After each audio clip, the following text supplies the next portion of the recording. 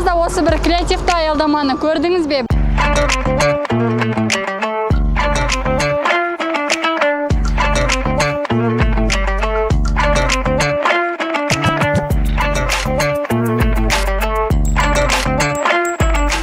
Аялдама мынау номері осы өрт сөндіру бөлімінің номеріне берілген. Номері 4-ші өрт сөндіру бөлімі деп жазылған бұл қысқаша. Түнде кешкі уақытта фар жанады, көрсеткіш белгісі жанады.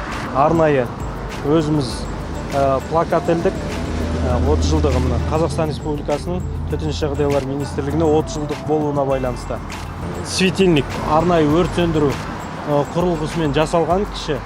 Мынау 50 литрлік өрт сөндіру құрылғысынан өзіміздің балалардың ойынан шыққан, осыны үйтіп жасаған, осы төгіледі, былай қолдан жасалған. Мынау өзіміздің Жамбыл облысы төтенше жағдайлар министрлігінің эмблемасы, логотипі.